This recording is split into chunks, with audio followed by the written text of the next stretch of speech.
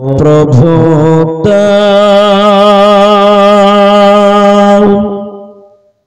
আমায় আবার ওমর দারস দিল দাও প্রভু দাও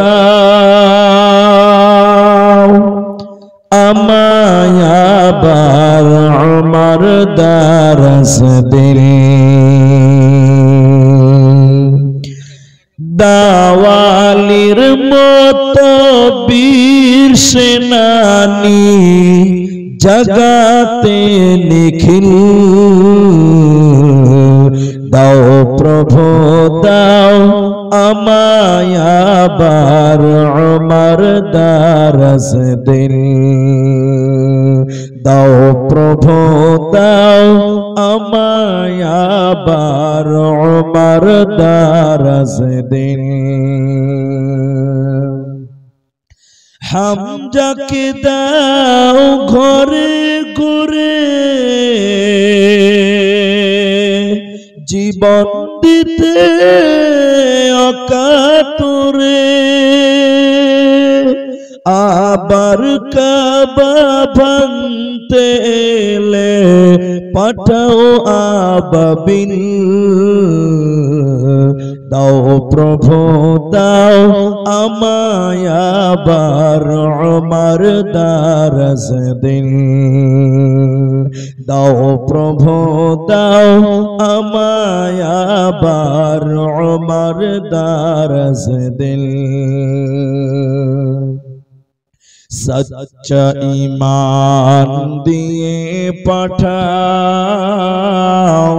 शत साहाबा तादेर देखे विश्व आबार बोलो मरहबा আবার পাঠাও আবু বকর ফিতনা ফাসাদ সুখ সমর অনড় টুট পাহাড় সমান দাও সে মনের মিল দাও প্রভু দাও আমায় আবার ওমর দারস দিল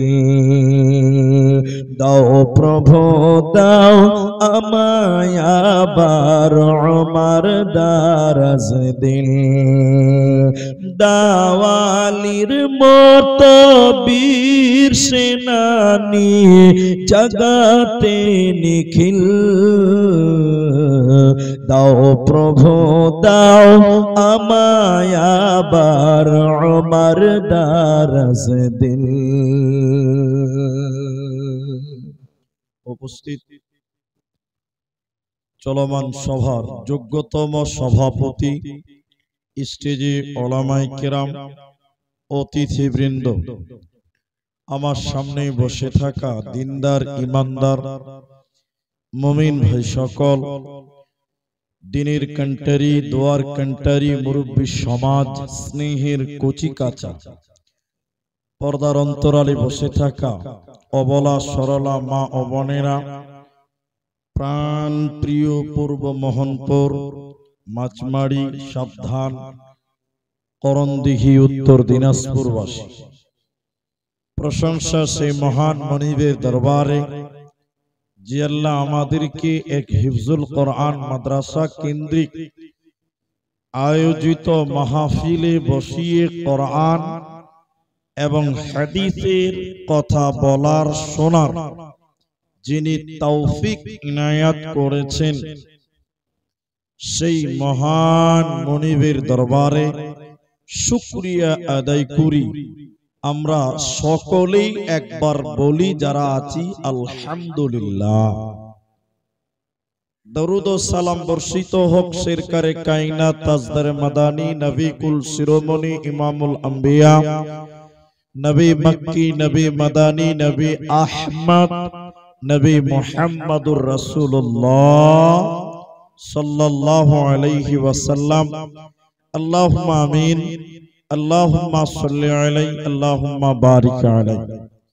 মোহতারাম ভাইও বুজুর্গ দোস্ত, যারা আপনারা শ্রোতা হিসেবে এসেছেন, আমি আপনাদেরকে একটা বিষয় শোনাবো, কিন্তু শুরুতে আমি 2-3 মিনিট 2-4টা কথা বলছি, যেগুলো আপনি গুরুত্ব দিয়ে বুঝার চেষ্টা করেন এবং মানার চেষ্টা করেন। সেগুলো কি? আমার দিকে দেখেন, আমার দিকে দেখেন, পেছনে তাকাবেন না। আপনারা যারা এসেছেন, রাত 10টা পার হয়ে গেছে। এখন এই যুগের মানুষেরা এখন এত তাড়াতাড়ি ঘুমায় না, তাই আমি বলছি না যে এটা ঘুমাবার টাইম আপনাদের জন্য। শরীয়তের দৃষ্টি থেকে ঠিক আছে, কিন্তু বর্তমান যারা ইয়াং ছেলে, এখানে বেশিরভাগ ইয়াং মানুষ আছেন, আপনাদের ঘুমের টাইম এখন হয়নি। ওটা আমিও জানি, কারণ আমি বুড়া মানুষ নয়, আমিও চ্যাংড়া মানুষ।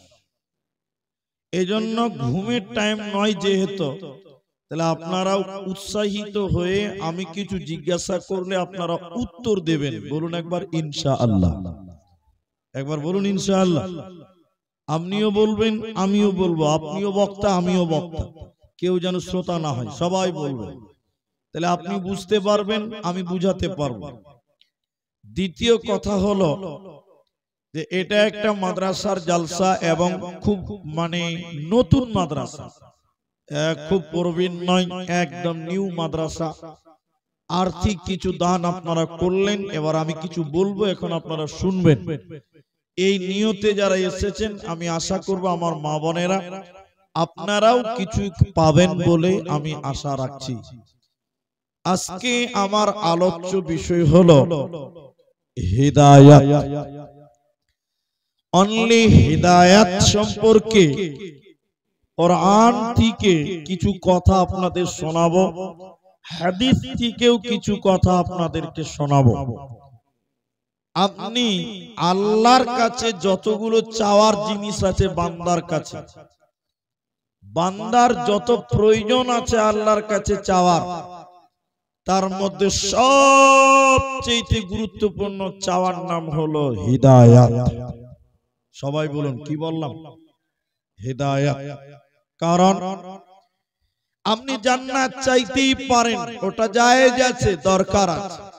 আপনি জাহান্নাম থেকে বাঁচার জন্য দোয়া করতেই পারেন, ওটা দরকার আছে, ওটা প্রয়োজন আছে, ওটা জায়েজ আছে। কিন্তু এই জান্নাত জাহান্নাম এগুলোর মূল যে বিষয়, সেটার নাম হলো হিদায়াত। কারণ যদি আপনি হিদায়াত না পান, সোজা রাস্তা না পান, তাহলে আপনি যতই দোয়া করেন আল্লাহর কাছে, আল্লাহর জান্নাত পাওয়া যাবে? সবাই বলুন, যাবে না। তাহলে জান্নাত জাহান্নাম পাওয়ার সবচেয়ে বড় মাধ্যম হলো হিদায়াত পেতে হবে। কারণ যে হিদায়াত পেল না, ও লোকটাকে আল্লাহ কখনো জান্নাত দিতে পারে না, আল্লাহ জান্নাত দেবে না। এজন্য আল্লাহর কাছে চাও, চাও। আল্লাহ বলছেন, উদউনি উদউনি আস্তাজিব লাকুম। তোমরা আমার কাছে ডাকো, তোমরা আমার কাছে চাও, তোমরা আমার কাছে দোয়া করো, আমি তোমাদেরকে দেব। পৃথিবীর মালিকের কাছে চাইলে রাগ করে, না চাইলে খুশি হয়। এদিকে এদিকে এদিকে।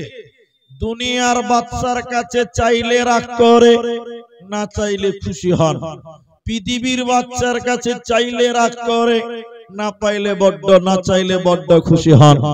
আর আল্লাহর কাছে চাইলে খুশি হন, আল্লাহর কাছে না চাইলেই আল্লাহ নারাজ হন। বলুন সুবহানাল্লাহ। এই জন্য আল্লাহর কাছে চাও। তো চাইবো কখন, এটাও আল্লাহ শিখিয়েছেন, নবী শিখিয়ে দিয়েছেন। আল্লাহ বলছেন, কোরআন কি বলছেন? আল্লাহ বলছেন, ওয়াস্তাঈনু বিস-সাবরি ওয়াস-সালাহ, ইস্তাঈনু বিস-সাবরি ওয়াস-সালাহ। তোমরা ধৈর্য এবং নামাজের ভিতরে আল্লাহর কাছে চাও। তাহলে চাওয়া পাওয়ার মিডিয়ার নাম হলো নামাজ। সবাই বলুন, চাওয়া পাওয়া মিডিয়ার নাম কি বললাম? নামাজ। নামাজের ভিতরে চাওয়া যায়। আমি বিতর্কিত কোনো কথা বলছি না। আজ থেকে 20 বছর আগে মুলবিরা মারামারি করেছে আমাদের উস্তাদেরা যে নামাজের পর মুনাজাত করা যাবে কি যাবে না, জায়েজ না না জায়েজ, সুন্নাত না বেদাত, এই নিয়ে অনেক কিছু হয়ে গেছে। কিন্তু দেখেন, যে লোকটা ন্যূনতম মানের জ্ঞান রাখে নামাজের, ওই লোকটা বলবে আমাকে আর মুনাজাত লাগবে না, যা চাওয়ার আমি নামাজের ভিতরেই পেয়ে দিয়েছি। ঠিক না নাই? হ্যাঁ বলেন। শোনেন, এদিকে দেখেন, এদিকে দেখেন। এই জন্য নামাজের ভিতরে আল্লাহর কাছে চাইবেন, কি চাইবেন? হিদায়াত চাইবেন। কারণ চাওয়া পাওয়ার মিডিয়ার নাম। সূরা ফাতিহার অনেকগুলো নাম আছে। আপনি 5 মিনিট বসেন, ধৈর্য হারা হবেন না, আমাকে ওই জায়গাতে আসতে দেন। তো সূরা ফাতিহার যতগুলি নাম আছে তার মধ্যে একটি নাম হলো দুআ। দুআ, দুআ, দুআ মানে চাওয়া, চাওয়া, চাওয়া। তাহলে সূরা ফাতিহাতে চাওয়া পাওয়ার ব্যাপারটা আছে। সূরা ফাতিহাতে কি আছে? চাওয়া পাওয়ার ব্যাপারটা আছে। এই জন্য নবীজি বলেছেন লা সালাতা লিমান লাম ইয়াকরা। আল্লাহ রাসূল বলেছেন ওটা সালাতই নয় যে সূরা, যে নামাজে, যে সালাতে সূরা ফাতিহা তেলাওয়াত করা হলো না, ওইটা নামাজও হলো না, ওটা নামাজও হলো না, ওটা নামাজও হলো না। তাহলে সূরা ফাতিহা ফরজ হোক, সুন্নাত হোক, নফল হোক, বিতির হোক, জানাজা হোক, যে নামাজি পড়বেন আপনাকে সূরা ফাতিহা পড়তেই হবে। কারণ সূরা ফাতিহার ভিতরে চাওয়া পাওয়ার কথা আছে। চলুন, আমাদের আলোচ্য বিষয় হলো হিদায়াত। চলেন, সূরা ফাতিহাতে একটাই মাত্র চাওয়া পাওয়ার কথা আছে। আমার দিকে টেনশন হন। আল্লাহ বলেন বিসমিল্লাহির রহমানির রহিম আলহামদুলিল্লাহি রাব্বিল আলামিন আর রহমানির রহিম মালিকি ইয়াউমিদ্দিন। দেখেন, মিডিয়াটা খালি দেখেন, এইটুকু যদি বুঝতে পারেন টোটাল বক্তব্য বুঝতে পারবেন। আপনি ভাবছেন সূরা ফাতিহা পড়লে আর কোনো কাজ পেল না? এখানে একটা গুরুত্বপূর্ণ জিনিস আছে, আপনি আমার দিকে লক্ষ্য করে থাকেন, তাহলে আপনাকে বুঝতে পারবেন। সেটা কি? আল্লাহর কাছে চাওয়া পাওয়ার মিডিয়ার নাম বলেছি নামাজ, তো চাইতে হবে হিদায়াত। নামাজের ভিতরে চাও, সেটা কোথায়? সূরা ফাতিহাতে অনেকটাই আছে। একটু দেখেন, সূরা ফাতিহাকে কেটে কেটে বলতে হবে, কেটে কেটে। এখন কেটে কেটে বলছে, আপনাদের কেটে কেটে বলে একটু হ্যাঁ না বলেন? এরা বলে না কথা, আশ্চর্য মানুষ। একদমই বলেন, আস্তে আস্তে বলে আলহামদুলিল্লাহ। এদিকে দেখেন, বান্দা যখন নামাজের ভিতরে বলেন আলহামদুলিল্লাহি রাব্বিল আলামিন, যাবতীয় প্রশংসার মালিক তিনি, যিনি জগৎ সমূহের রব। আমার নবীজি বলছেন এ কথা বান্দা বলে, মাঝখানে আমার আল্লাহ জবাব দেন। আপনি যখন আয়াতে দাঁড়িয়ে যান যে যাবতীয় প্রশংসার মালিক হলো আল্লাহ, তখন আমার আল্লাহ মাঝখানে বলেন আমার বান্দা আমার প্রশংসা করছে। এরপরে বান্দা যখন বলেন আর রহমানির রহিম, আল্লাহ আপনি চরম পরম দয়ালু, অতি মেহেরবান, তখন আমার আল্লাহ নামাজের ভিতরে বলেন আমার বান্দা আমার সিফাত বর্ণনা করছে, আমার গুণ বর্ণনা করছে। এরপরে যখন বান্দা বলেন মালিকি ইয়াউমিদ্দিন, আয় আল্লাহ আপনি কিয়ামতের দিনের মালিক, তখন আমার আল্লাহ বলেন আমার বান্দা আমার ক্ষমতাকে স্বীকার করেছে, আমি যে কিয়ামতের দিনের মালিক এটা মেনে নিয়েছে। এরপরে বান্দা যখন নামাজের ভিতরে বলেন ইয়াকা না'বুদু, তোমারই ইবাদত করি, ওয়া ইয়াকা নাস্তাঈন, তোমারই কাছে সাহায্য চাই। আমার আল্লাহ বলেন, বান্দা তুমি আমার এত প্রশংসা করছো কেন? বান্দা তুমি আমার এত তারিফ করছো কেন? বান্দা যখন বলে তোমারই ইবাদত করি, তোমারই কাছে সাহায্য চাই, আমার আল্লাহ বলে, বান্দা কি সাহায্য চাইছিস তুমি বলো, কি সাহায্য তুমি চাও তুমি বলো। আল্লাহ দেখছে বান্দা চাইতে জানে না, তো আমার আল্লাহ শিখিয়ে দিয়েছে, বান্দা তোরা বল ইহদিনাস সিরাতাল মুস্তাকিম, আয় আল্লাহ তুমি হিদায়াতের রাস্তাটা দাও, সিরাতে মুস্তাকিমটা দাও, জান্নাতের রাস্তাটা দাও। সিরাতাল্লাযীনা আন'আমতা আলাইহিম, যাদের প্রতি তুমি রাজি ছিলে তাদের রাস্তাটা দাও।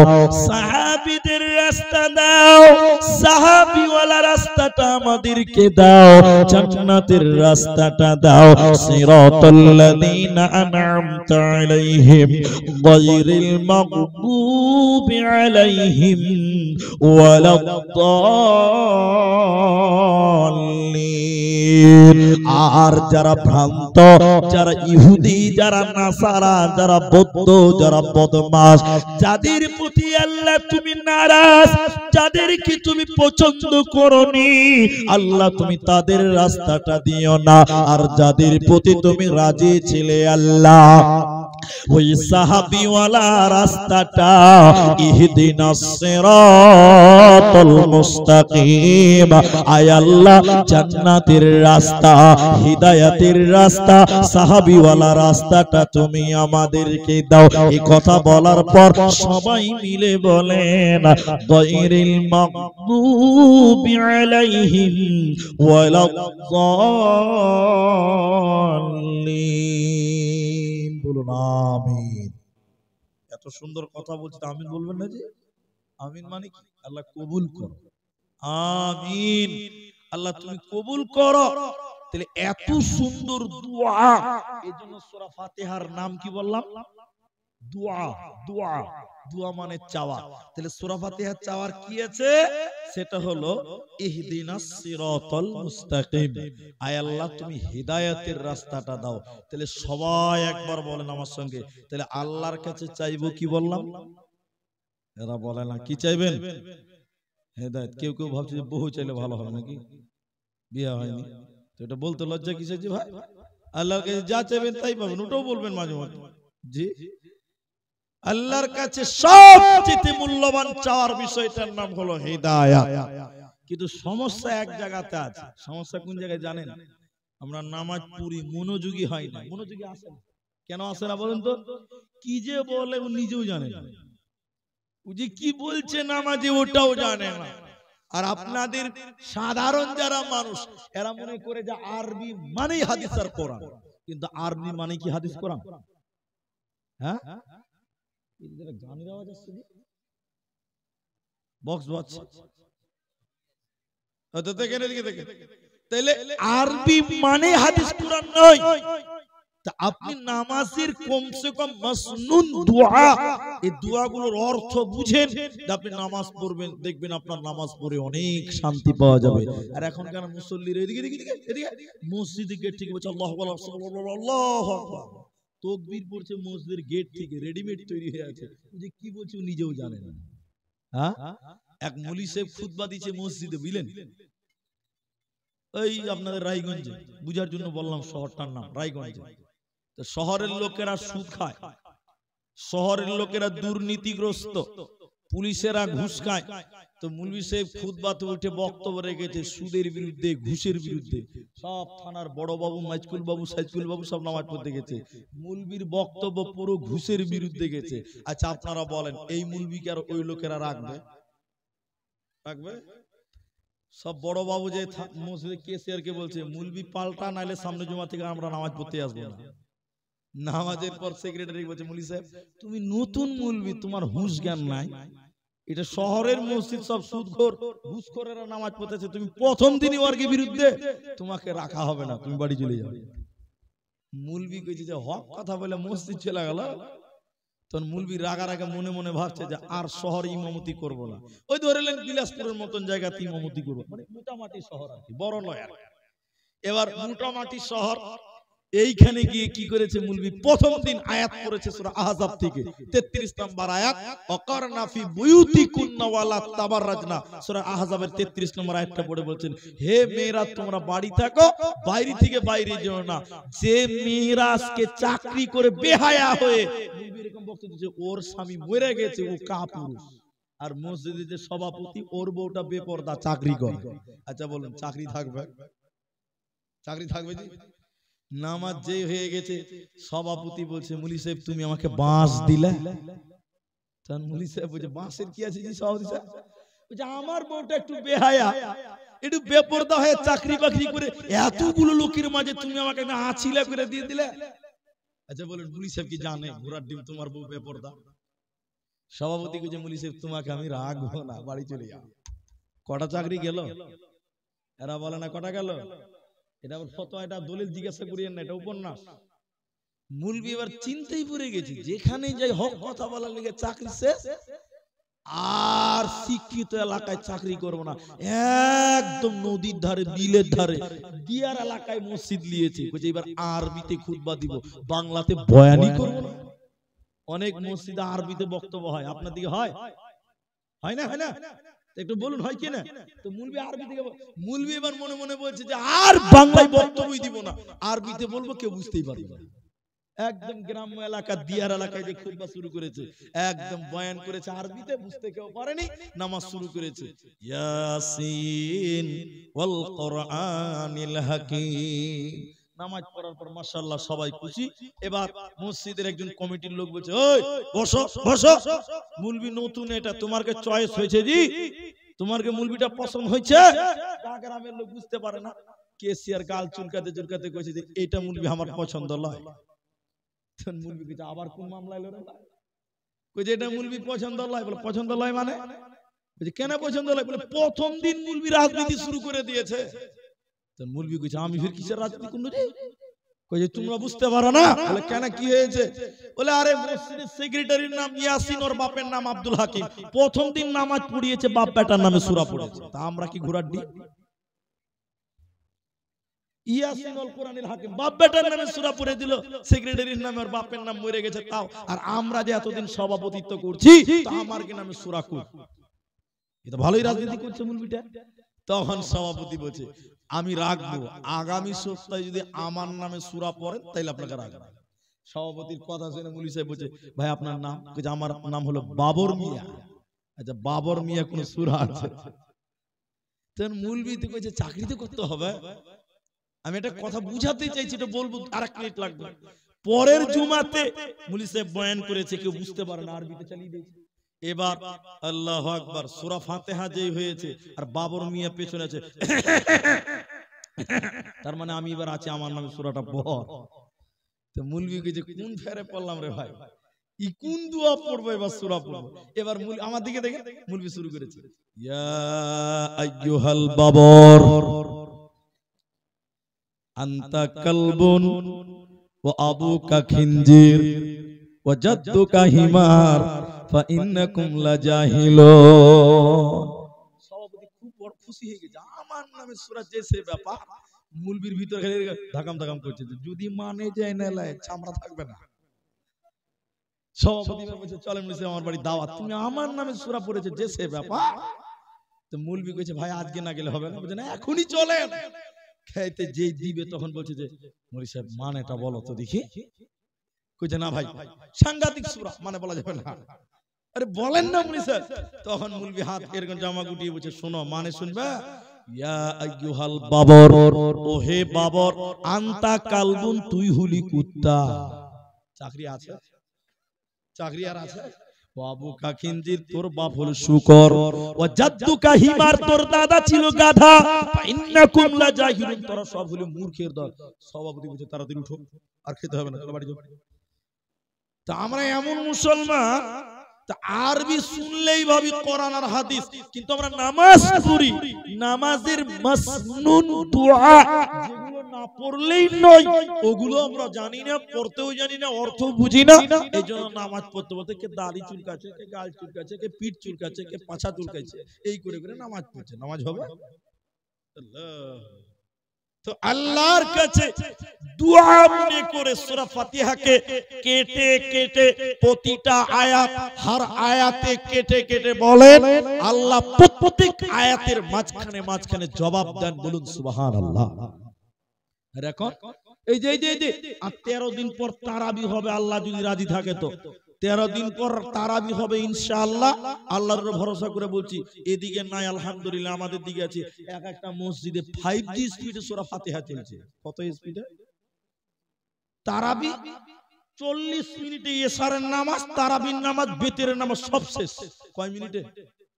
তাহলে কি চলছে ভাবতে পারছেন? বন্দে ভারত চলছে, বন্দে ভারত চলছে নামাজে। দেখেন আমার দিকে, দেখেন আলহামদুলিল্লাহ রাব্বিল আলামিন রহমানির রহিম মালিকিল ইয়াউমিদ্দিন কোন দল্লি লোক খুব খুশি, সাংঘাতিক মুলবি পেয়েছি রে ভাই।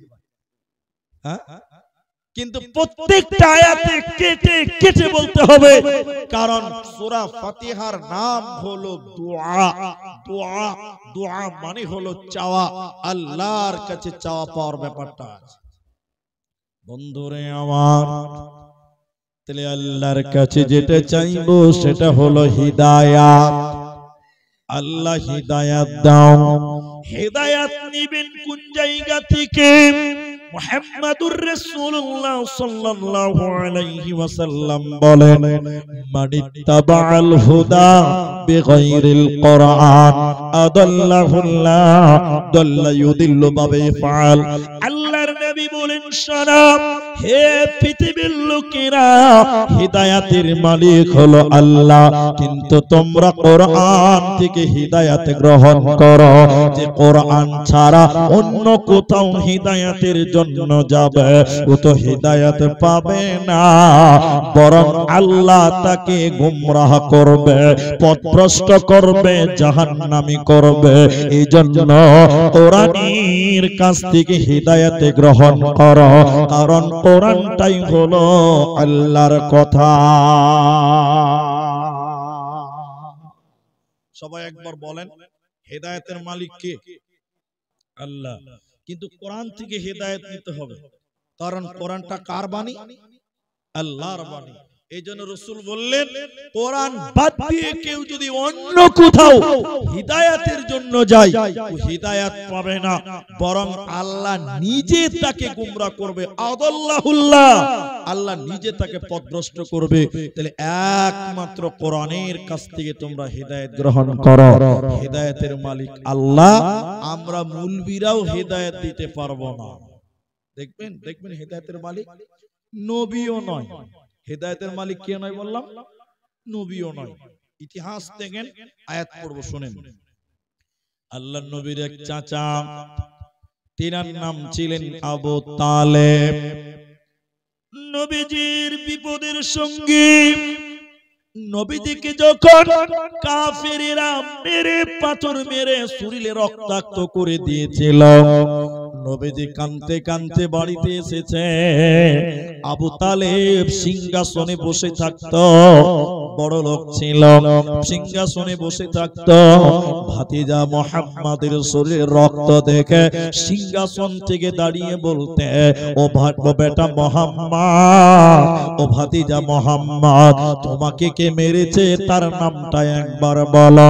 মুহাম্মদ তুই বল, তোর শরীরে কে রক্ত জড়িয়ে তার নামটা একবার বল, তার বংশ বুনিয়াদ আরবের বুকে রাখব না। কিন্তু নবীজি বলতেন, চাচাজি আমাকে যে মেরেছে তার প্রতিশোধ নিতে হবে না, আপনি শুধু একবার জবানে কালেমা লা ইলাহা ইল্লাল্লাহ, একবার শুধু শাহাদা পাঠ করে নেন, একবার শুধু কলেমা পড়ে নিন, আমার শরীরের ব্যথা সব দূর হয়ে যাবে। এত মহব্বতের হওয়ার পরেও নবীজি তার চাচাকে হিদায়াত দিতে পারে নাই, তিনাকে কালেমা দিতে পারে না। আবু তালেব যখন মৃত্যু শয্যায় শয়িত হয়েছে, মৃত্যুর অন্তিম মুহূর্তে বিশ্ব নবী চাচাকে বললেন, চাচা একবার কালেমা পাঠ করে নেন, শাহাদা পাঠ করে নেন, আমি আল্লাহকে কি করে বুঝাতে হয় বুঝিয়ে আপনাকে জাহান্নাম থেকে পরিত্রাণ দেব, আপনি শুধু একবার কালেমা পড়ুন। চাচার ডান দিক বাঁ দিকে উতবা সাইবা আবু জেহেলেরা ছিল। তখন বলছে, তুমি কি তোমার মৃত্যুর সময় ভাতিজার কথা শুনে দিন পরিবর্তন করবে? এই রকম তাকে লালসা দেখিয়েছিল, এই রকম তাকে লোভ দেখিয়ে তাকে ভুল বুঝিয়েছিল। আল্লাহর নবী মৃত্যুকালে বললেন, চাচা কালেমা পড়ো, কিন্তু কালেমা দিতে পারে না। নবী যে বললেন, চাচা যদি পড়তে না পারেন, আমি নিজে কালেমা পড়ছি, আপনি ঠোঁটটা শুধু নড়ান, আপনি আমার সঙ্গে ঠোঁটটা শুধু নড়িয়ে সাক্ষী দিয়ে দেন, কিয়ামতের দিন আল্লাহর সঙ্গে বুঝে নিব আমি, আপনাকে জাহান্নাম যেতে হবে না। এত আপন হওয়ার পরেও, এত মোহাব্বতের হওয়ার পরেও আল্লাহর নবী তার নিজের চাচাকে হেদায়াত দিতে পারে না।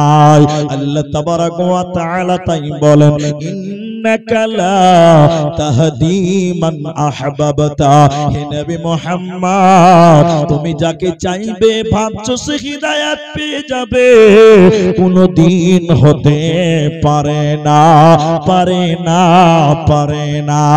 হে নবী তুমি শুনে নাও, তুমি যাকে চাইবে হিদায়াত দিবে, কোনদিন হতে পারে না।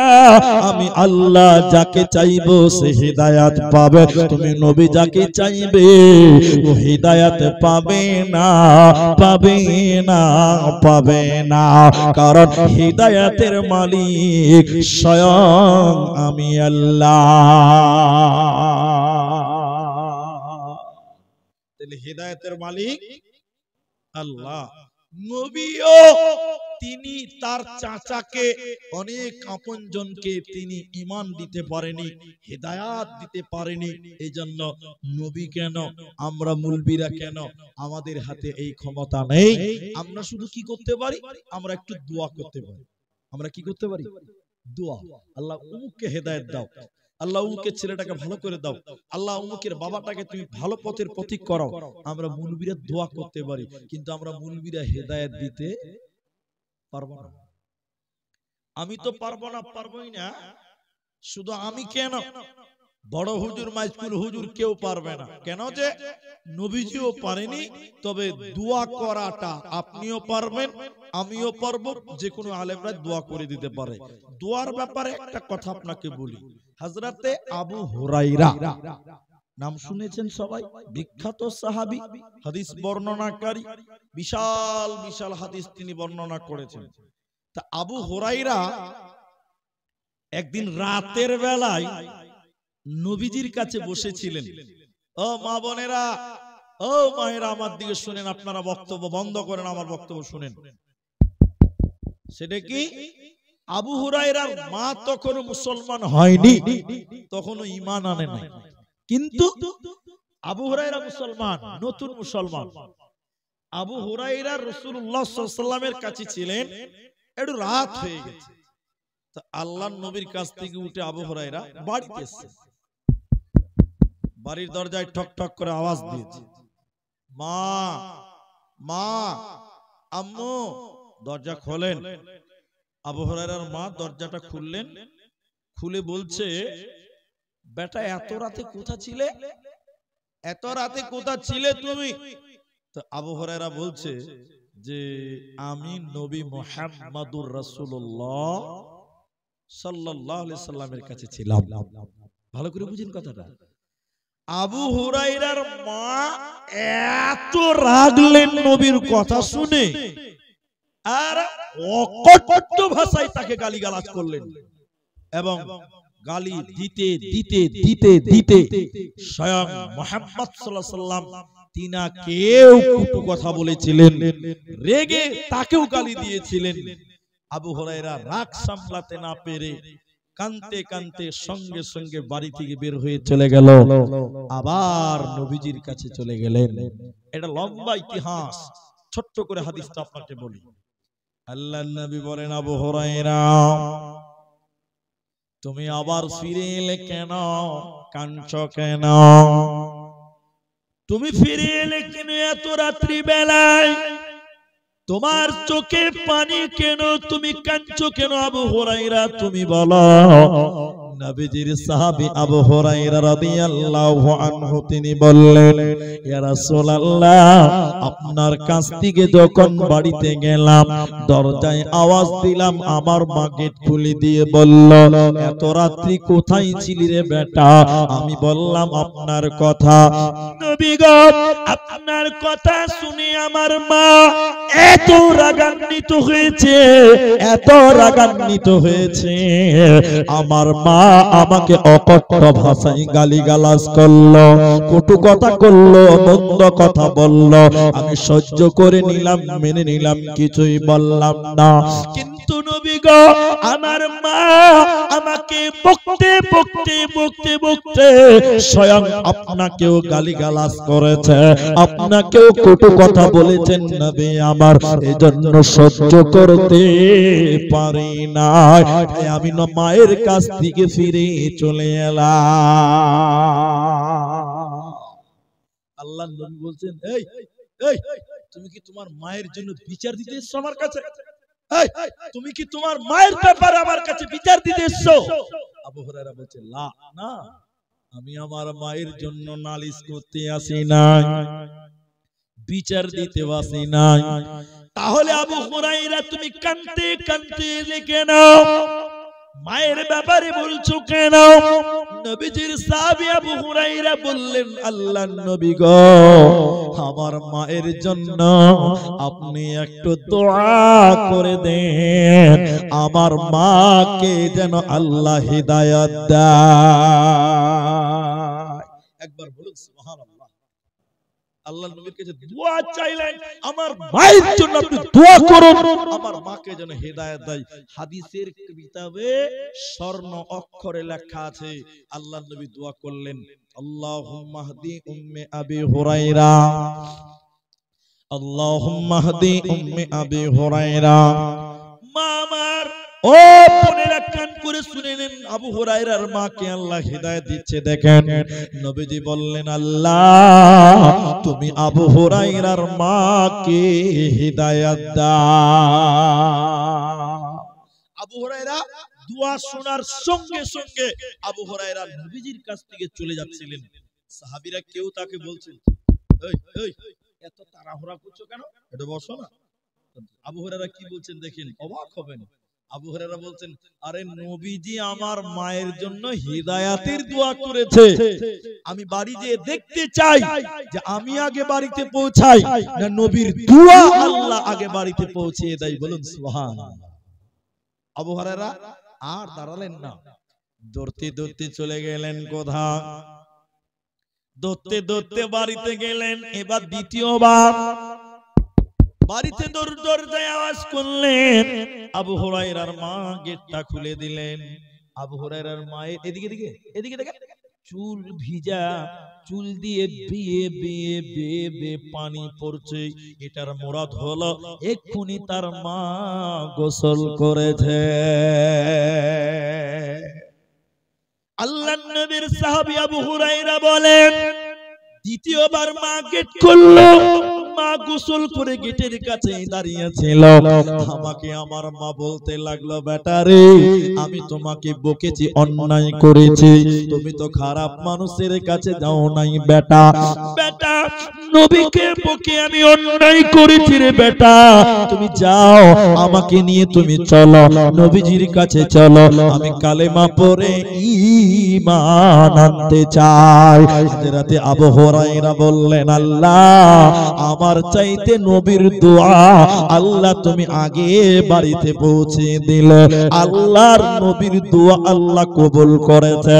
এজন্য শুনে নাও, হেদায়েতের একচ্ছত্র মালিকানা আল্লাহর।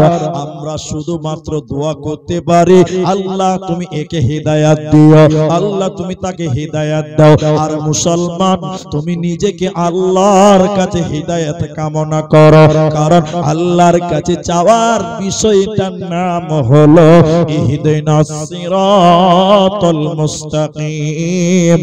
আয় আল্লাহ হিদায়াত দাও, সোজা রাস্তা দাও, সাহাবিয়ালা ঈমান তুমি দাও, জান্নাতের রাস্তা দাও, যে রাস্তা দিলে আমরা জান্নাতে যেতে পারব।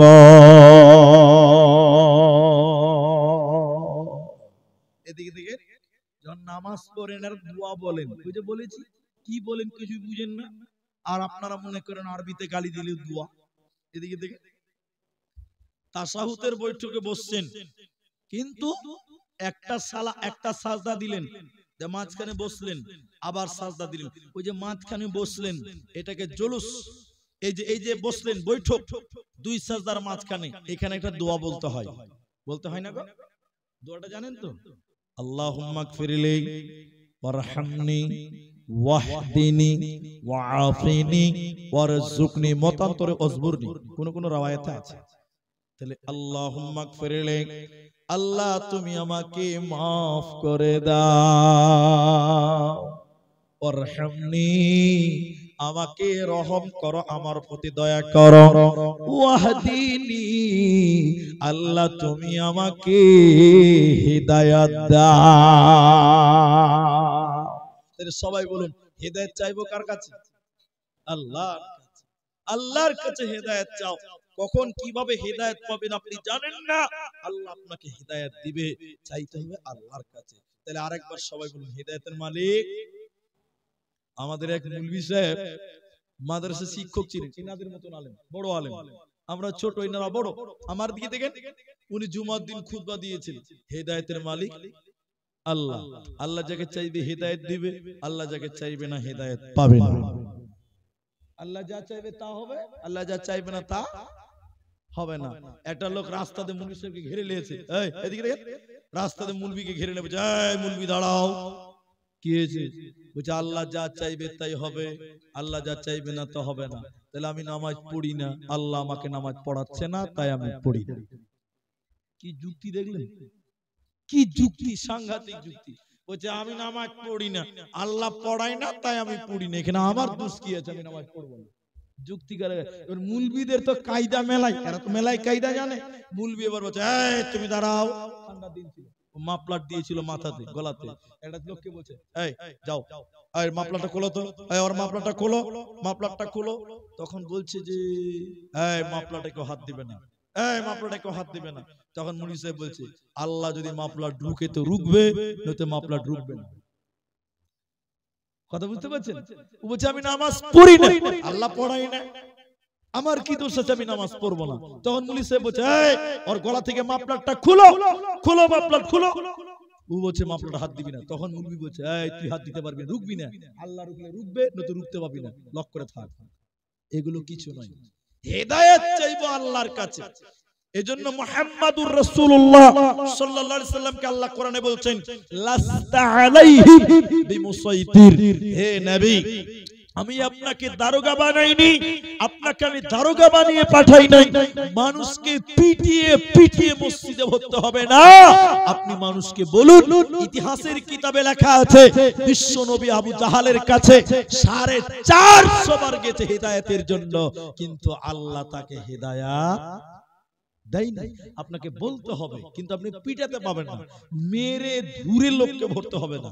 আপনি মানুষকে বুঝান, বিনয়ের সঙ্গে বুঝান, ভদ্রতার সঙ্গে বুঝান। তবে হ্যাঁ, আপনার ছেলের বয়স 10 বছর, নামাজ পড়ে না, তখন তাকে পিটান, এটা আদেশ, খাস করে আদেশ।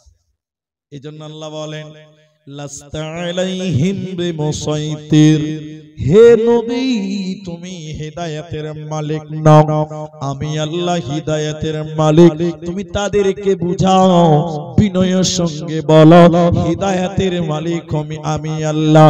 কাউকে পিটিয়ে পিটিয়ে হিদায়াত দেওয়া যাবে না। ইতিহাস যদি দেখেন অবাক হয়ে যাবেন, আল্লাহ কাকে কখন হিদায়াত দিবে পৃথিবীর কেউ জানে না। তার কারণ শুনে নেন। তার কারণ হলো বিশ্ব নবী ফাতা মক্কার দিনে অনেককেই মাফ করে দিলেন, মাফ করে দিয়েছিলেন, কিন্তু বেশ কিছু লোক ওদেরকে আল্লাহ মাফ করে নাই। ওরই ভিতরে একজনের নাম ওয়াহশী গোলাম। ওয়াহশী গোলামটাকে এদিকে, ওয়াহশী গোলামটাকে, ওয়াহশী গোলাম ছিল রাসূলুল্লাহ সাল্লাল্লাহু আলাইহি ওয়াসাল্লামের চাচা আমির হামজা। হযরতে হামজা রাদিয়াল্লাহু তাআলা আনহু তিনাকে শহীদ করেছিল। ওয়াহশী গোলাম রাসূলের আপন চাচা আমির হামজাকে শহীদ করেছিল এবং আমির হামজার কলিজাকে কেটে নিয়ে প্লেটে করে হিন্দাকে দিয়েছিল। এই হত্যাকারী ছিল ওয়াহশী গোলাম। মক্কা বিজয়ের দিনে বিশ্বনবী সমস্ত মানব জাতিকে maaf করে দিয়েছিলেন, কিন্তু 4-5 জন লোক, বেশ কিছু লোককে আল্লাহর নবী maaf করেননি। ওর ভিতরে একজনের নাম ওয়াহশী গোলাম। কিন্তু আল্লাহর কারিশমা দেখেন, সেই ওয়াহশী গোলামকে আল্লাহ হিদায়াত দিয়েছিল। ওয়াহশী গোলাম লুকিয়ে চুরিয়ে পালিয়ে বেড়াচ্ছে, সাহাবীরা যখন পাবে তখনই হত্যা করবে। বেঈমান রাসূলের চাচার কলিজা চাবিয়েছিল। একদিন হঠাৎ করে কালো চাদর মাথায় দিয়ে রাসূলের সামনে এসে ওয়াহশী গোলাম বসে গেলেন। নবীজিকে বলছেন হাত বাড়িয়ে, আল্লাহর নবী আমি ঈমান আনতে চাই, মুসলমান হতে চাই। আল্লাহর নবী ওয়াহশী গোলামকে দেখে বললেন, তুমি না ওয়াহশী, তুমি না ওয়াহশী, তুমি না ওয়াহশী? লোকটি বলছে জি আমি ওয়াহশী। নবীজি বললেন, সাহাবীরা তোমাকে দেখতে পেলে পটি পটি করে কাটবে, তুমি আমার কাছে এসেছো কেন? বলে ঈমান আনার জন্য। নবীজি বললেন, তুমি আমার চাচা আমির হামজার কলিজাকে হত্যা করেছিলে, আমির হামজাকে শহীদ করেছিলে। এবার হিন্দা বলল, জাহালাতের কারণে, অজ্ঞতার কারণে, না জানার কারণে পাপ করেছিলাম। নবীজি বললেন, শোনো, তুমি আমার চাচাকে হত্যা করেছিলে, যাও তোমাকেও আমি maaf করে দিলাম। তবে তুমি আমাকে বিবরণ শোনাও, তুমি আমার চাচাকে কেমন করে হত্যা করেছিলে বলো। ওয়াহশী গোলাম বিশ্ব নবীকে তার চাচা আমির হামজাকে হত্যার বিবরণ শোনালেন। নবীজি বসে বসে কাঁদলেন এবং ওয়াহশী গোলামের হাত ধরলেন। নবীজি তাকে কালেমা পড়ালেন, ঈমান দিলেন, হিদায়াত দিল। ওয়াহশী গোলাম হিদায়াত পেয়ে গেল। তাহলে এক সময় ওয়াহশী গোলাম মুসলমানদের জাতীয় শত্রু ছিল, মুসলিমদেরকে জাতীয় শত্রু হিসেবে গ্রহণ করেছিল এবং নবীজির আপন চাচাকে হত্যা করেছিল। কিন্তু আল্লাহ ওই রকম একজন পাপিষ্ঠ মানুষকেও আল্লাহ হিদায়াত দিতে পারে। এজন্য আপনার ভাই বড় অন্যায়কারী, মাতাল, বড় পাপী, আপনি আল্লাহকে দোয়া করেন, আল্লাহ তুমি আমার ভাইকে ভালো রাস্তায় চালাও, আল্লাহ তুমি আমার আব্বাকে সঠিক বুঝ দাও, আল্লাহ তুমি আমার আব্বাকে দ্বীনের পথের পথিক বানাও। কারণ ওয়াহশীর মতন পাপিষ্ঠ লোককে যদি আল্লাহ হিদায়াত দিতে পারে, আপনার বাবাকেও আল্লাহ হিদায়াত দিতে পারে, আপনার ভাই পাপী মানুষ তাকেও আল্লাহ হিদায়াত দিতে পারে। অতএব তাদের জন্য তুমি আল্লাহর কাছে দোয়া করো। আল্লাহ বলছেন, তোরা আমার কাছে চাও, আমি তোদেরকে দেব সিরাতাল মুস্তাকিম, হিদায়াত, সিরাতাল মুস্তাকিম। এজন্য আল্লাহর কাছে হিদায়াত চাও, আল্লাহর কাছে হিদায়াতের দোয়া করো। কিন্তু আমরা অমূল্য রত্ন হিদায়াত আমরা আল্লাহর কাছে চাইতেই জানি না। অমূল্য রত্ন হিদায়াত আল্লাহর কাছে আমরা চাইতেই জানি না। আল্লাহ যে দেওয়ার জন্য রেডি, আমরা চাইতে জানি না, আমরা হতভাগা। আল্লাহ তাবারাক ওয়া তাআলা হেদায়েতের কথা বলতে গিয়ে 10টা কথা বলেছেন, 10টা কথা বলেছেন কোরআন সূরা আনআম।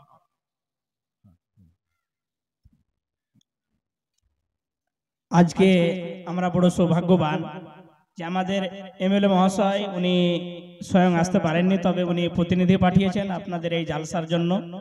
উনি 3100 টাকা ওনার হাতে এই জালসার এবং মাদ্রাসার উন্নতির জন্য দিয়েছেন, এবং ওনার সাথে দিনেশ দা উনি দিয়েছেন 1000, বাকি রাকিবুল ইসলাম, নাজির হোসেন ওনারা 500 করে দিয়েছেন। আর উনি আসতে না পেরেও প্রতিনিধি পাঠিয়েছেন। এর অর্থই হচ্ছে উনি আমাদের সাথে আছেন, উনি জালসা কমিটির সাথে আছেন, এবং নিশ্চয় উনি, আমি আমার জানা মতে যে জালসাতে আমি সভাপতি হিসেবে থাকি, উনি স্বয়ং যান, এবং না যেতে পারলে উনি অবশ্যই প্রতিনিধি পাঠান। আমরা ওনার সুস্থতা কামনা করছি এবং আল্লাহর কাছে ওনার জন্য আরো লম্বা জীবন চাইছি, যেন উনি আমাদের আরো দীর্ঘদিন সমাজের উনি সেবা করতে পারেন। আল্লাহ সকলকেই ভালো রাখেন এবং আরো বেশি বেশি করে সমাজের খেদমত করার আল্লাহ তাদেরকে সুযোগ দান করেন। আল্লাহুম্মা আমিন। তো আলহামদুলিল্লাহ, কথাটা খুব ভালো লাগলো, এবং আমি এমএলএ সাহেবকে আমিও ব্যক্তিগতভাবে খুব ভালোভাবে চিনি, এবং তিনিও খুব মানে মাদ্রাসার প্রতি খুব আগ্রহী, সব জায়গায় দেখতেও পাওয়া যায় না। দেখ আলহামদুলিল্লাহ, আমরা সবাই দোয়া করি আল্লাহ যেন তাকে কামিয়াবি দান করেন, তার নেক উদ্দেশ্য পূরণ করেন। তো তো আমরা এই কামনাই করব যে তার যে মনের আরমান, ভালো আরমান, সেগুলো যেন আল্লাহ পূরণ করে দেয়। আগামীতেও যেন আপনাদের খেদমত করার, এলাকার ভালো কাজ করার আল্লাহ যেন তার মাধ্যম দিয়ে কবুল করেন, এই দোয়া আমরা সবাই করি। বলুন আল্লাহুম্মা আমিন।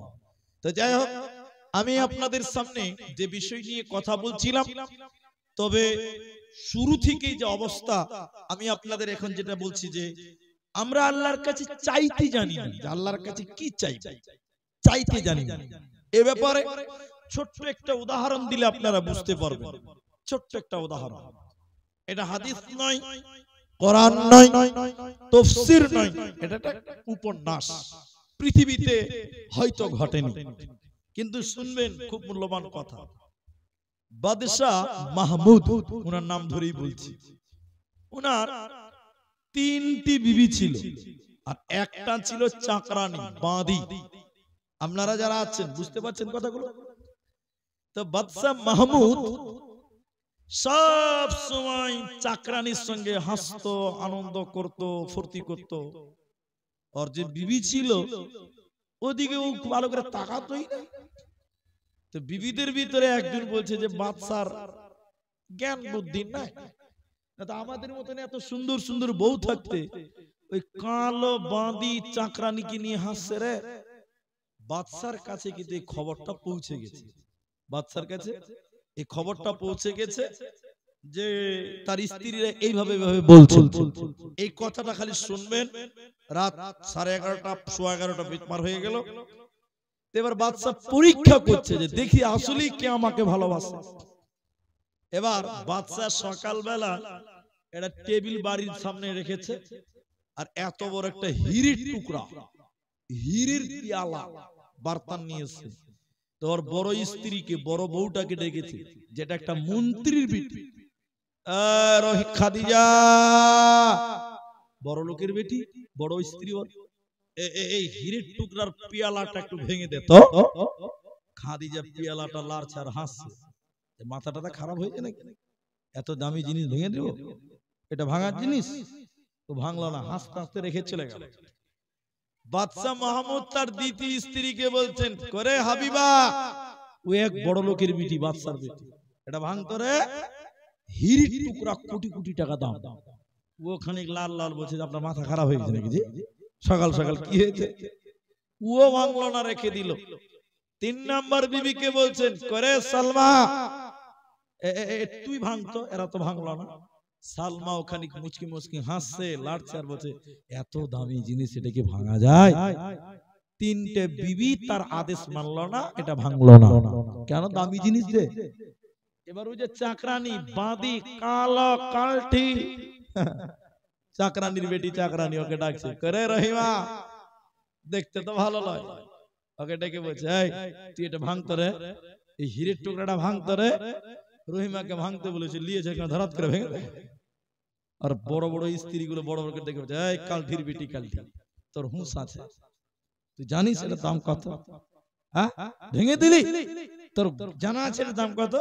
এবার রহিমা বলছে, ও মন্ত্রীর বেটি রে, বাচ্চার বেটি রে, ও মালওয়ালার বেটি রে, তোরা মাল চিনেছিস, তোরা টাকা দেখেছিস, টাকা চিনেছিস, কিন্তু তোর নিজের মালিকের হুকুম তোরা চিনলি না। আর আমি একজন গরিবের বেটি, আমি মাল চিনলাম না, আমি আমার মালিকের হুকুমকেই আগে চিনলাম। বাদশা মাহমুদ বলছে, বল কার গলা ধরে চুমা খাবো বল? তোরা চিনেছিস আমার মাল, আর এই কালটির বেটি হলে কি হবে? ও চিনেছে আমার হুকুমটা। আমরা আল্লাহর কাছে কি চাইবো সেটা জানি না, আল্লাহ কি নিতে হবে সেটা আমরা জানি না, আল্লাহর কাছে কি নিতে হবে সেটাও জানি না। তাহলে আল্লাহ হেদায়েতের 10টা কথা বলেছেন, এই 10টা কথা বলতে 15-20 মিনিট লাগবে। এই 15-20 মিনিট টাইম মানে যা লোক ছিলেন 80% চলে গেছেন, 20% আছেন, আর মেয়ে ছেলে যে কত আছে তা আল্লাহ মাবুদ জানে। তো আপনারা এইটুকু টাইম শুধু আপনারা বসেন, বাকি আর আলহামদুলিল্লাহ বাকি আর কিছু বলার নেই। এটা মাদ্রাসা জালসা আমি আগেই বলেছি, আলহামদুলিল্লাহ। এগুলো আমি একটু পরে পড়ছি, কিছু আবেদন আছে, এগুলো আপনারা বুঝবেন না, এরা ঠিক বুঝে নিয়েছে আর আমিও বুঝে নিয়েছি লিখিয়েছে, তো পড়বো একটু পরে। তো আমার বক্তব্য কি, আল্লাহ হেদায়েতের কথা বলতে গিয়ে 10টা কথা বলেছেন, সিরাতে মুস্তাকিমের কথা। এদিকে দেখেন, খালি গুনিয়ে দিব, টাইম লাগবে না, কিন্তু আপনাদেরকে বলি কমসে কম আধা ঘন্টা টাইম আপনারা বসবেন আর উঠিয়ে আনবেন যেটি মানুষ আছে। কারণ সবাই যদি চলে যান তো আমি দোয়াটা করবো কাকে নিয়ে, আমিনটা বলবে কি ভাই? এই জন্য আধা ঘন্টা টাইম বসবেন, একবার বলুন ইনশাআল্লাহ। জি শুনেন, আল্লাহ বলেন, এক, শিরকের মতন গুনাহ করবে না, 2 নম্বর মা বাপের সঙ্গে ভালো ব্যবহার করবে, 3 নম্বর সন্তান কতল করবে না, 4 নম্বর আল্লাহ বলেন ফাহিশা কাজের কাছে যাবে না, 5 নম্বর আল্লাহ বলেন মানুষে মানুষ মার্ডার করবে না, তবে হকের সঙ্গে মারা যায়, 6 নম্বর এতিমের মাল ভক্ষণ করবে না, 7 নম্বর ওজনে কম দিবে না, 8 নম্বর আল্লাহ বলেন আমি যা বিধান দিয়েছি তা তোমরা মেনে নাও। আপনার কি না 9 নম্বর আল্লাহ বলছেন বিচারে মিথ্যা সাক্ষী দেবে না। 10 নম্বর আল্লাহ বলেন ওয়াদা চুক্তি ভঙ্গ করবে না। এই 10টা কথা বলার পর আল্লাহ বলেন ওয়া আন্না হাদা সিরাতি মুস্তাকিমা, এটাই হলো আমার রাস্তা, এটাই হলো আমার রাস্তা, এটাই হলো আমার জান্নাতের রাস্তা। ওয়া আন্না হাযা সিরাতি মুস্তাকিম ফাত্তাবিউহু, এই রাস্তার ইত্তেবা করো। তাহলে এই 10টা কথাকে মেনে নাও, এটি আমার রাস্তা, মানে হিদায়াতের রাস্তা, জান্নাতের রাস্তা। ওয়ালা তাত্তাবিউস সুবুলা, আর এই 10টাকে তোমরা অগ্রাহ্য করিও না, এই 10টা কথাকে তোমরা অমান্য করিও না। আল্লাহ বলেন ফাত্তাবিউহু, এই রাস্তার ইত্তেবা করো, ফাতাফাররাকা বিকুম আন সাবিলি যালিকুম ওয়াসাকুম বিহি লাআল্লাকুম তাত্তাকুন। প্রকৃত হেদায়েত মধ্যে ওই রয়েছে যার মধ্যে এই 10টা গুণ রয়েছে, প্রকৃত হেদায়েতের মধ্যে ওই রয়েছে যার মধ্যে এই 10টা গুণ রয়েছে, সে হিদায়াত পেয়ে গেছে। আর হেদায়েতের রাস্তা হলো বড্ড সোজা। আমার দিকে তাকান ভাইজান, এটা মাদ্রাসা জালসা, আমি আপনাদেরকে অল্প মানুষ আছেন, আমি আধা ঘন্টা 20 মিনিট টাইম আপনাদের কাছে চেয়েছি, আর কেউ উঠবেন না, এই কথাটা খালি শুনেলেন।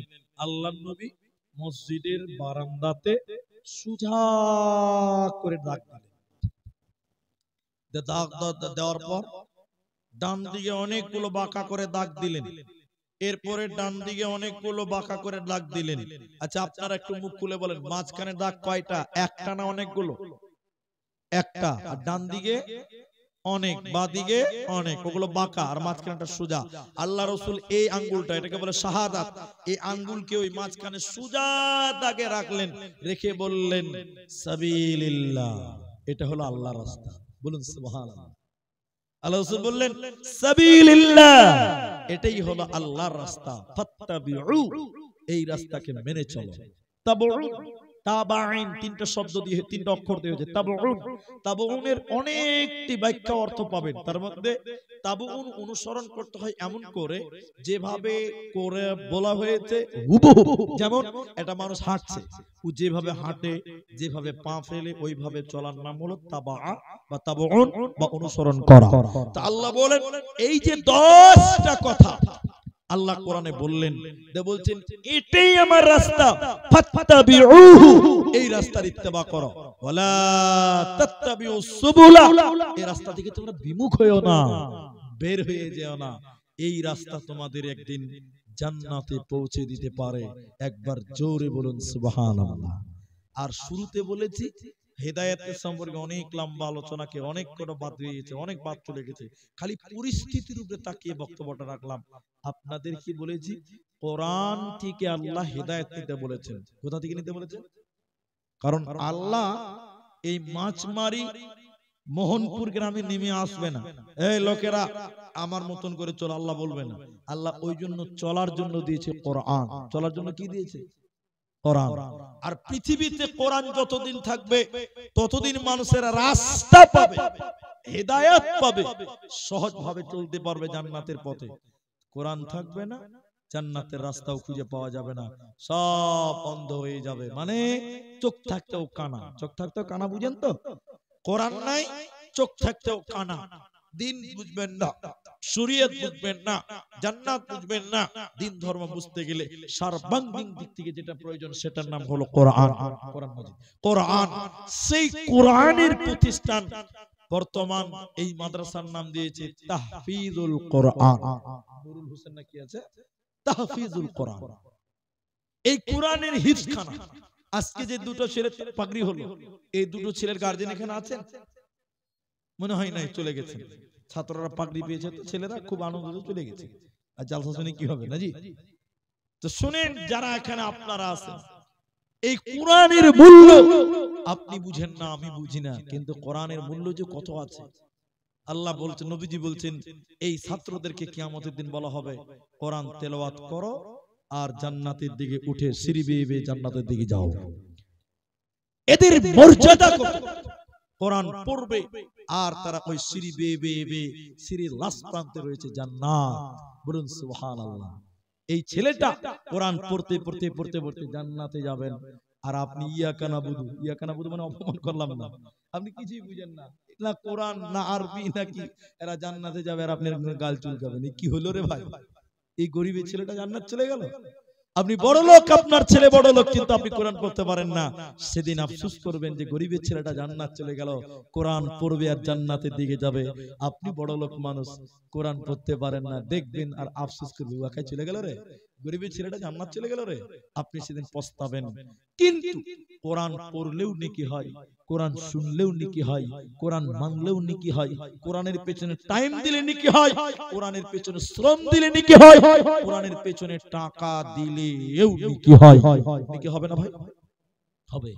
আপনি ছেলে দিতে পারেননি, আপনি একটা ভালো পরামর্শ দিবেন এই মাদ্রাসায়, ভাই এটা করলে মাদ্রাসাটা বেশি ভালো হবে, আপনি একটা ভালো পরামর্শ দিবেন। এখনকার মানুষ ভালো পরামর্শ দেয় না, যেটা করলে সর্বনাশ হবে ওইটা দেয়। ঠিক বললাম না ভাই? যেটা করলে 12টা বাজবে ওইটা দিবে, ভালো জিনিস দিবে না। এই জন্য আপনি পরামর্শ দিবেন, আপনি নেকি পাবেন। কোরআনের পরামর্শ দিলেন, কোরআনের প্রতিষ্ঠানে পরামর্শ দেন, নেকি পাবেন। আপনি যদি কিছু টাকাও দান করতে পারবেন তাহলেও আপনি নেকি পাবেন। তাই এখানে যেটি মানুষ আছেন, আমি 5,000 10,000 টাকা চাইলাম না। এ ভাই এই দানের কথা শুনে উঠে গেল। আল্লাহ, কি মোমেন্টের মানুষ আমরা, বলার আগেই চলে গেল। আপনি যদি টাকা না দেন, আপনার কি কলার ধরে নিতে পারবো? কলার যদি ধরে নিয়ে যা, কালকে বলে বলে আব্দুর রহমান শালা বক্তানা ডাকাইত ভাই, কলার ধরে টাকা লিখে গোটা এলাকাতে দুর্নাম করবে। আমি তো কলার ধরতে পারবো না দাদা। আমি চাইবো আপনি দিলে দিবেন, না দিলে না দিবেন, এটা পালাবার কি আছে? আমি আল্লাহর রাস্তায় আপনাদেরকে বলি, এখানে যেটি মানুষ আছেন এবং মায়েদের ভিতরে যারা আছেন, বর্তমান মমতার সরকার, তৃণমূলের সরকার, আমি কোন দলের দালাল নয়, এটা বলে ভাববেন না। আমি কোন দলের চামচা নয় যে চামচাগিরি করতেছি, কিন্তু মমতার সরকার খালা মেয়েদের খুব ভালোবেসে 1000 টাকা লক্ষ্মীর ভান্ডার দিয়েছে, দেয়নি ভাই? এখন 1200 টাকা হয়েছে শুনলাম না, 2000 হয়েছে? হয়নি, এখনো হয়নি, 1000ই আছে। আমরা তো খবর পড়ছি, পেপার তো আমরাও পড়ি। হবে বলছে 1200 টাকা, শুনলাম 1200 খবর পেলাম। তো মায়েদেরকে 1000 মমতা দিয়েছে লক্ষ্মীর ভান্ডার।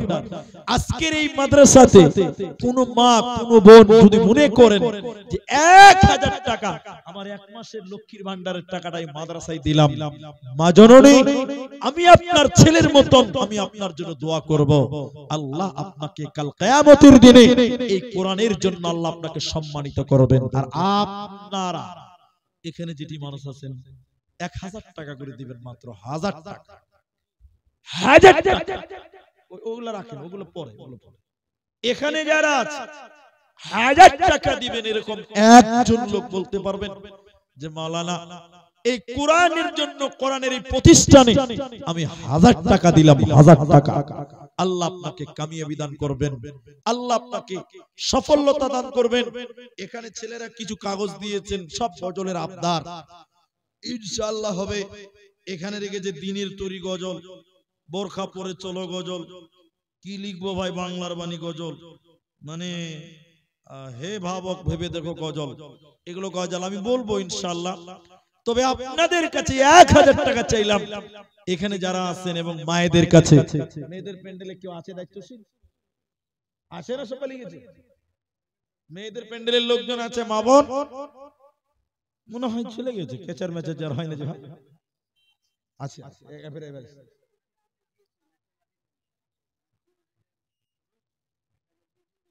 কি নাম ওটা? আব্দুল আজিজ সাহেব। আচ্ছা, তো দুটো ছেলে পাগড়ি পেল, এক একটা ছেলের পেছনে 3000 টাকা করে খরচা আছে। আব্দুল আজিজ ভাই আমার, তিনি 3000-এর মধ্যে 1000 দিয়েছেন আর 2000-এর ওয়াদা দিয়েছেন যে আমি দিলাম।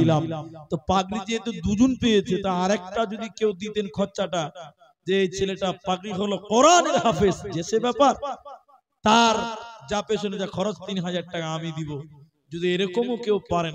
তো একজন ভাই আমাকে এখান থেকে 500 টাকা দিয়েছেন, জাযাকুমুল্লাহ, হাইয়াকাল্লাহ, বারাকাল্লাহ, আল্লাহুম্মা সাল্লি আলাইহি, আল্লাহুম্মা বারিক আলাইহি। সবাই বলুন একবার আল্লাহুম্মা আমিন।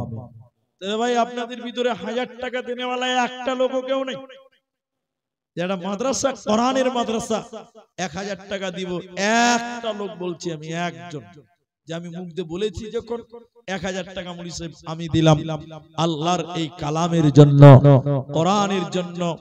কোরআন এমনই একটি কিতাব, কাল কিয়ামতের দিন কোরআন সাক্ষী দেয় যারা কোরআন তেলাওয়াত করে। আপনি তারা তেলাওয়াত করে তাদেরকে সহযোগিতা করছেন, টাকা দিচ্ছেন, আপনি কি এর ফায়দা পাবেন না? আপনিও পাবেন। এজন্য যদি কেউ এখন না পারেন, পরে দিবেন 1000 টাকা, 1000 টাকা, 1000 টাকা। একটা লোক অন্তত বলেন, এইখানকার মানুষেরা, এলাকার মানুষেরা মাদ্রাসার প্রতি, ছোট মাদ্রাসা করেছেন, এখন থেকে যদি দানে অলসতা করেন, মাদ্রাসা কি করে ডেভেলপ হবে, কি করে উন্নতি হবে? তাই আমি আপনাদেরকে বলি, আপনাদের কাছ থেকে আমি আবেদন করলাম মাত্র 1000 টাকা। এখন নাই, কাল দিবেন, কাল নাই, 10 দিনের মধ্যে 1000 টাকা দিবেন। দুটো বাচ্চা মেয়ে, তারা 200 টাকা দিয়েছেন, জাযাকুমুল্লাহ, আল্লাহুম্মা সাল্লি আলাইহা, আল্লাহুম্মা বারিক আলাইহা। দেখেন মেয়েদের ভিতর থেকে 500 টাকা, জাযাকুমুল্লাহ। আরেকজন দিলেন 500 টাকা, তাহলে 500 টাকা 3 জন হলো, কিন্তু 1000 টাকা একটাও পেলাম না গো। এখন নাই বলছি, পরে দিবেন। 1000 টাকা আল্লাহর রাস্তায় দিতে পারবেন না, দ্বীনের জন্য, কোরআনের মহব্বতে কি দিবেন? আল্লাহকে কি জবাব দিবেন? কোরআনের প্রতিষ্ঠানের জন্য আমি চেয়েছিলাম। যাই হোক, 3 জন দিলেন 500 টাকা। যদি 1000 টাকা না পারেন তাহলে 500 করেই দেন, আর 2টা লোক দেন, তাহলে অন্তত 5টা লোক হবে। 1000 টাকা না পারলে 500 দেন। 3 জন দিলেন আর 2 জন লোক দেন 500 টাকা আল্লাহর কালামের জন্য, কোরআনের জন্য। একটু বসেন, আমি দোয়া করে দিয়ে যাব ইনশাআল্লাহ তাআলা।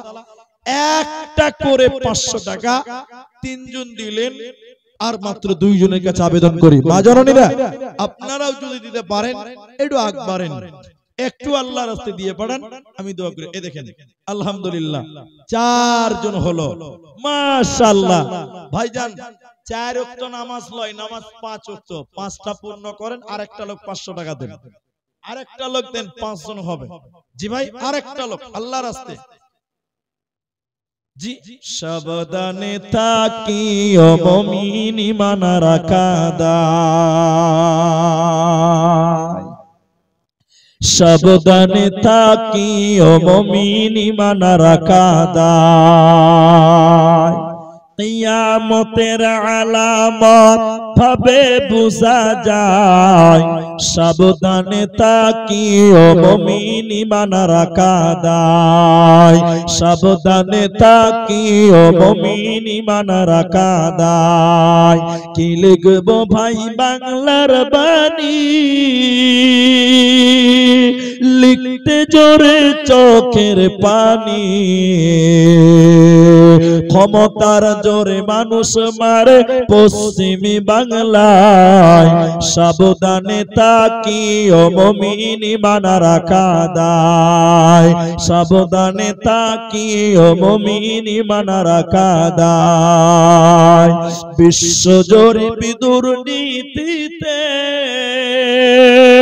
এদেশে ভাই 1 নম্বরে, ধর্ষণের সেঞ্চুরি উৎসব ভার্সিটিতে হয়, সাবধানে থাকিও মুমিন ঈমান রাখা দায়, সাবধানে থাকিও মুমিন ঈমান রাখা দায়।